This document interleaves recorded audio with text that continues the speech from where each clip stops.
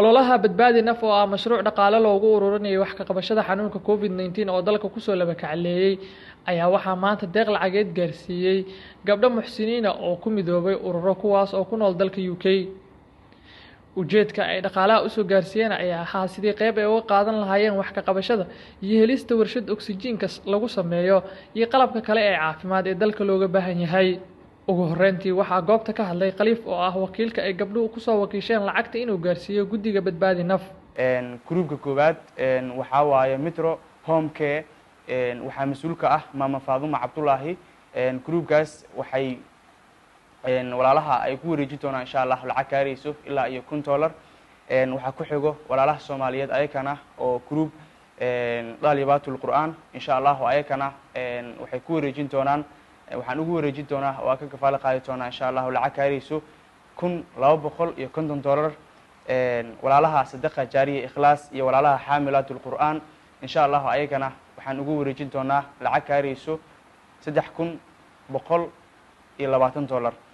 walaalahaas ayakana waxaa mas'uul ka ah macalimad Caabiyo Faarax Muuse iyo Maama Raxmo Cusmaan. insha Allah waxaan ku wareejin doonaa walaalaha Soomaaliyeed lacagtan gaarayso lacagtan dhan gudoomiyaha guddiga badbaadi naf.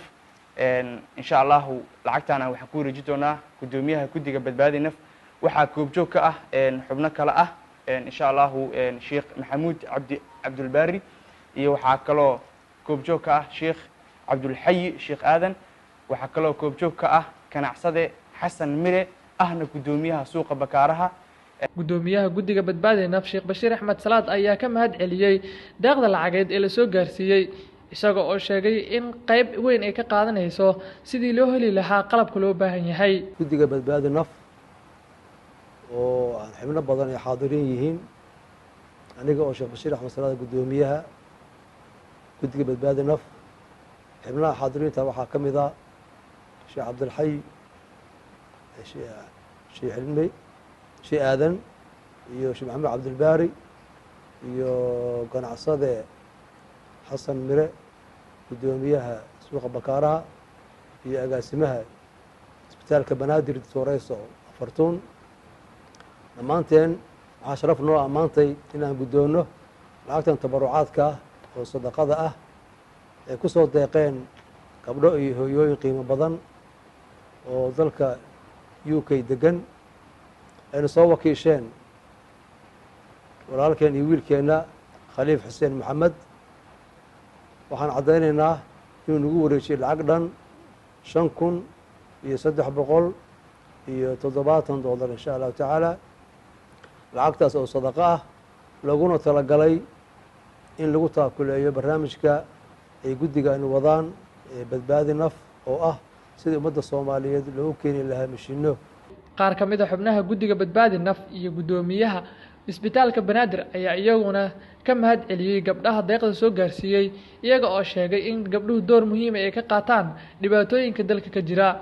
waxayna bulshada ugu baaqeen in laga qayb qaato ururinta dhaqaalaha lagu raadinayo qalab caafimaad oo looga hortago xanuunka COVID-19. subxaanahu wa ta'aala ajri xasanaad ha ka siiyo ubadkooda Allah ugu ilaaliyo maalkooda iyo awlaadooda Allah ugu barakeeyo. cudurkan socda ee COVID-ka oo adduunka dhan wada gaaray waxyaabaha yani daawada ka waxa kamid ah ducada iyo sadaqada la bixinayo oo daawo mardaakum bisadaqa xadiidku ah dadka idinka xanuunsan sadaqa ku daaweeya. marka waan idin mahad celinaynaa waxaad ka qayb qaadateen yani badbaadidii oo aad waxyaabihii loo baahnaa qayb ka mida bixiseen. ummadda Soomaaliyeedna lagu yaqaan xilligan oo kale markay gaarto inay isu gurmadaan oo istaakuleeyaan.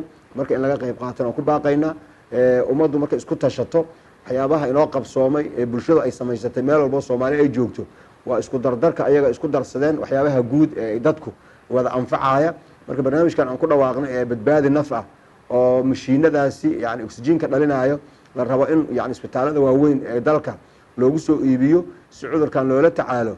qofkii qayb ka noqda ajirkaasaan u rajaynaynaa oo sabab Ilaahay inuu uga dhigay qof yani ku badbaadiyo.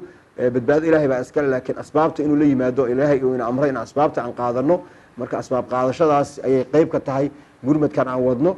intii ka qayb qaadatay ee horay ugu soo sadaqaysateen waan u ducaynaynaa Ilaahay maalkooda iyo awlaadooda ha u barakeeyo.